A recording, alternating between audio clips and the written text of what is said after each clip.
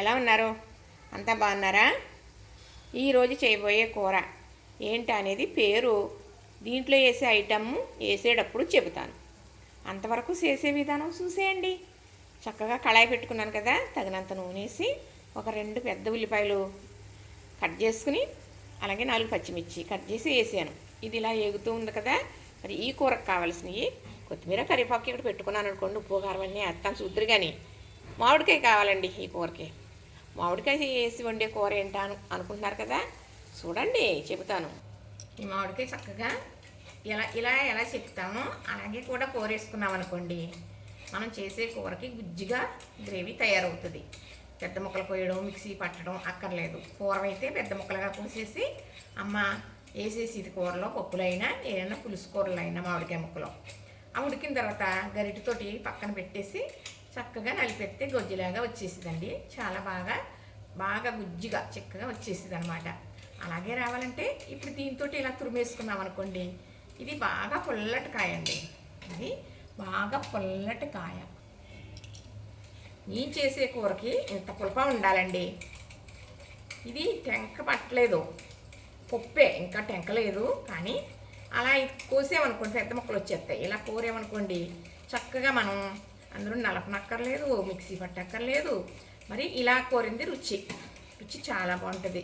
మనం మిక్సీ పట్టితే కన్నా మళ్ళీ ముక్కలు అందులో నలిపినా రుచి బాగుంటుందండి. మనం మిక్సీ పట్టేసి కొంచెం ఇలాగా గరంగరంగా వేస్తాం కదా, అలా వేస్తారు చాలామంది. అంటే బాగా గ్రేవీలాగా ఉండాలి కాబట్టి. చక్కగా చూసారా, ఇలా కోరేసుకుంటాను నేను. తర్వాత లాస్ట్ది చిన్న ముక్కలుగా కోసేస్తాను. ఎందుకంటే టెంకా పట్టినట్టు ఉంటుంది అనమాట. పప్పు ఉంటుంది ఇందులో పప్పుతో ఆటలాడుకునేవాళ్ళం అండి మేము చిన్నప్పుడు. పప్పమ్మ పప్పోయ్, బాసి పప్పోయ్. పప్పు ఎవరికి కావాలి? నాకు కావాలి. నీ కాలు కింద బొంటెవరు అంటే అక్కడ ఉన్న వ్యక్తుల్ని 4 పిల్లలు ఉన్నారనుకోండి, ఆడతారమంట. ఒకళ్ళు చూపించారనుకో, ఈ పప్పు పట్టుకుని వాళ్ళని తగిలిలాగా కొడతారు, పరిగెడుతూ ఆ పప్పుతో కొడతారన్నమాట. అది పప్పమ్మ పప్పోయ్, బాసి పప్పోయ్. పప్పు ఎవరికి కావాలో? నాకు కావాలి. మరి నీ కాలు కింద బొంటే ఎవరు? అదిగో ఫలానా వ్యక్తి అంటే అతన్ని కొట్టడానికి అబ్బాయి అయినా అమ్మాయి అయినా కొట్టడానికి పట్టుకుని పరుగు పెడతారనమాట. అలా ఆడుకునేవాళ్ళం. అప్పుడు ఆటలు ఇయ్యనండి. చక్కగా ఇలాగా అయితే మనకి కూర గ్రేవీ చాలా బాగుంటుంది అన్నమాట.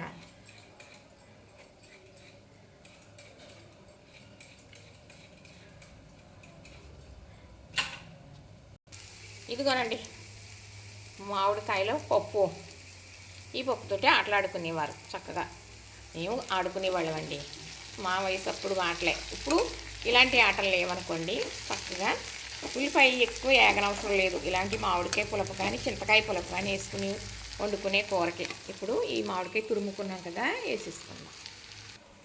ఇప్పుడు చక్కగా వేసేసాను కదండి తురుము. ఇప్పుడు ఉప్పు, కారం, పసుపు కూడా వేసేస్తున్నాను. ఈ ఉప్పు వల్ల బాగా చక్కగా గుజ్జిగా అయిపోతుంది అన్నమాట.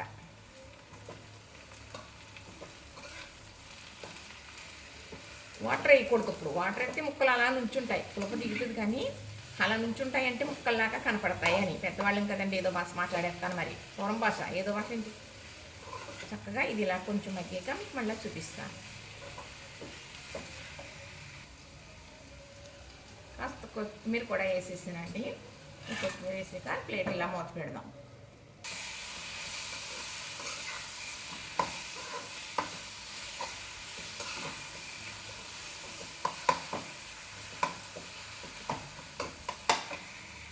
ఇప్పుడు దీంట్లో వాటర్ వేయచ్చండి.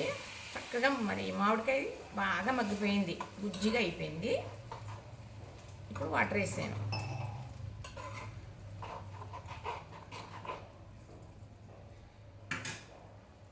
అలాగే కొంచెం కరివేపాకు వేస్తున్నానండి. ఇప్పుడు దీంట్లో వేసేది ఏమనుకుంటున్నారు? మామిడికాయ పచ్చి రొయ్యలు. చూస్తారా, ఇదిగోనండి చక్కగా పచ్చడిలు మామిడికాయ చేసేస్తున్నానండి ఈరోజు.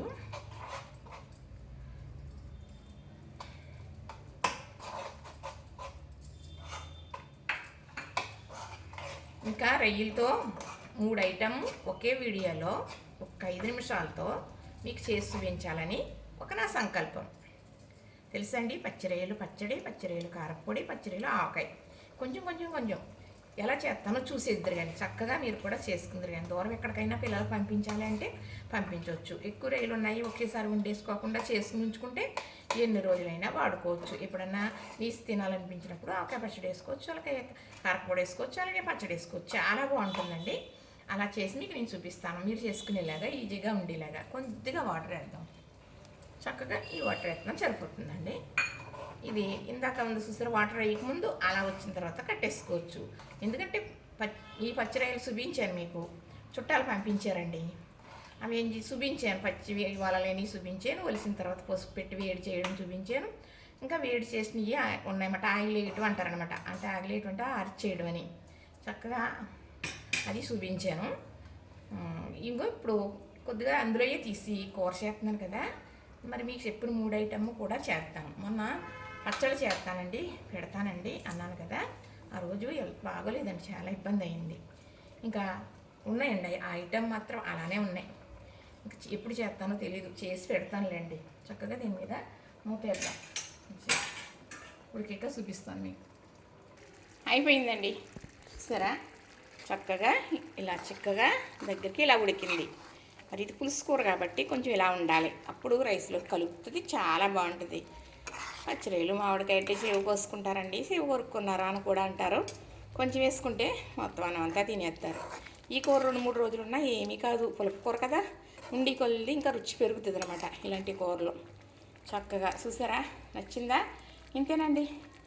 లైక్ చేయండి, షేర్ చేయండి, సబ్స్క్రైబ్ చేయండి. మీకు నచ్చితే మాత్రమే, మీకు నచ్చితేనేనండి.